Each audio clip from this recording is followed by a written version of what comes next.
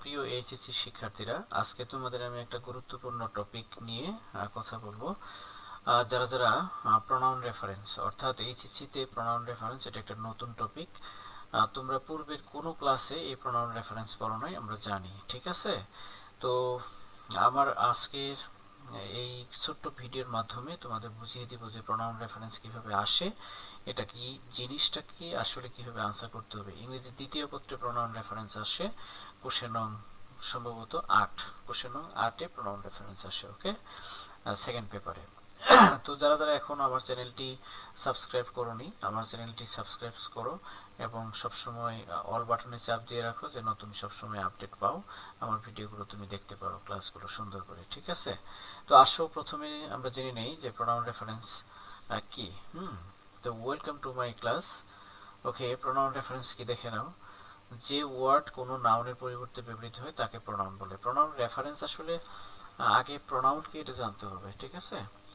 ভুল প্রনাউনের পরিবর্তে সঠিক প্রনাউন বসানো এবং আনক্লিয়ার প্রনাউনের পরিবর্তে ক্লিয়ার বা স্পষ্ট প্রনাউন বসানোর নিয়মকেই প্রনাউন রেফারেন্স বলে। আসলে ইংলিশ সেকেন্ড পেপারে তোমাদের এই প্রনাউন রেফারেন্সটা মানে এটা মিন করতে আসে যে প্রনাউন আমরা সঠিকভাবে ব্যবহার করতে পারি কিনা, ঠিক আছে? যে প্রনাউন হয় ভুল করে দেওয়া থাকবে, না হয় প্রনাউন প্রনাউন অর্থাৎ যেখানে নাউন দরকার সেখানে প্রনাউন দেওয়া থাকতে পারে, আবার যেখানে প্রনাউন দরকার সেখানে নাউন দেওয়া থাকতে পারে। এই মানে তিন ধরনের ভুলের সমন্বয়ে টোটাল 5টি আসবে, 5টি ভুল আসবে, ঠিক আছে? তো দেখুন, একটা নমুনা প্রশ্ন দেখাচ্ছি তোমাদেরকে। এই যে একটা প্রনাউন রেফারেন্সের নমুনা প্রশ্ন। এইখানে ছোট্ট কয়েক লাইনের একটা প্যাসেজ দেওয়া হয়েছে, দেখো। Nowadays students are interested in using Facebook rather than his studies। এই যে হিজটা আসলে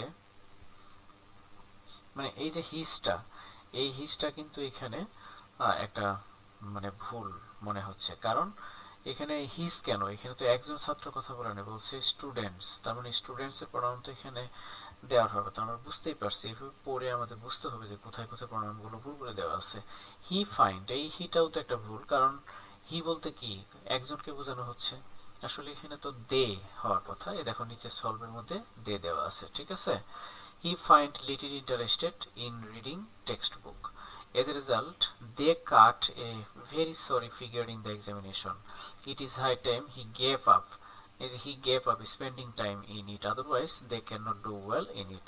অর্থাৎ এইভাবে ছোট্ট একটা প্যাসেজ দেওয়া থাকবে, এই প্যাসেজের মধ্যে কোথায় ভুল আছে এটা কিন্তু দেওয়া থাকবে না, ঠিক আছে? এই ভুলগুলো নিচে থেকে খুঁজে বের করে তোমাকে রিরাইট করতে হবে। যেমন এই যে সলভ কিভাবে আনসার লিখছি, দেখো টোটাল 5টি বোল্ড আছে, 1 2 3 4 5, এই 5টি জায়গায় ভুল ছিল প্রনাউনের।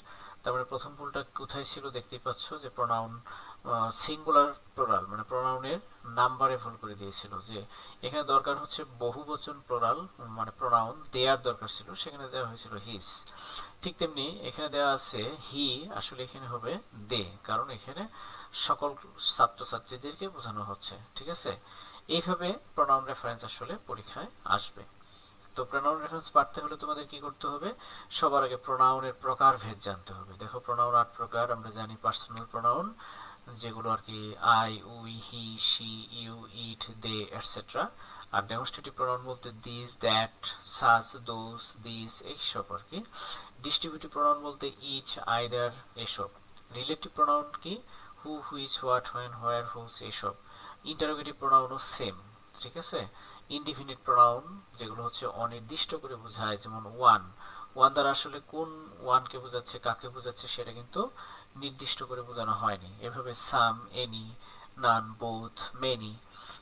আর রিফ্লেক্সিভ প্রনাউন হচ্ছে সেলফ যুক্ত, যেগুলো আর কি নিজেকেই বোঝায়, যেমন মাই সেলফ, হিমসেলফ, দেমসেলভস এইভাবে। রেসিপ্রোকাল প্রনাউন হচ্ছে পারস্পরিক সম্পর্ক বোঝায়, সেটা। তো ইউজ অফ প্রোনাউন রেফারেন্স কিভাবে, মানে একটু মনে রাখতে হবে আমাদের কি বিষয়গুলো।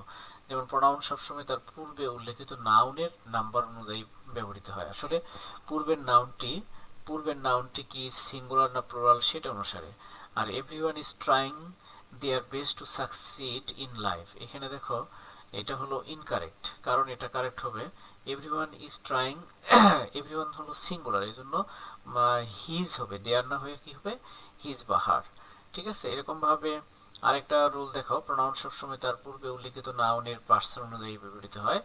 যেমন ইনকারেক্ট হচ্ছে if a person works hard you will, you can আসবে, ইফ এ পার্সন, এখানে সাবজেক্ট তো এ পার্সন, সাবজেক্ট হচ্ছে কি এ পার্সন, এ পার্সনের প্রোনাউন তো হওয়ার কথা হি বা শি, এজন্য আনসার হচ্ছে হি বা শি। ঠিক আছে, তো এইভাবে আমাদের বেশ কিছু প্র্যাকটিস করতে হবে। এইভাবে তোমরা যত বেশি এক্সারসাইজ করবে তত তোমাদের এই প্রোনাউন রেফারেন্সে ভুলগুলো কমে যাবে। আচ্ছা, তো আশা করি ক্লাসটি ভালো লেগেছে। যদি ভালো লেগে থাকে আমার সঙ্গে, আমার এই চ্যানেলের সঙ্গে, অর্থাৎ ইংলিশ ইজি উইথ হানিফ, আমার ইউটিউব চ্যানেলটি তোমরা সাবস্ক্রাইব করে অল বাটনে চাপ দিয়ে রাখবে। আজকে এই পর্যন্তই, আল্লাহ হাফেজ, থ্যাংক ইউ।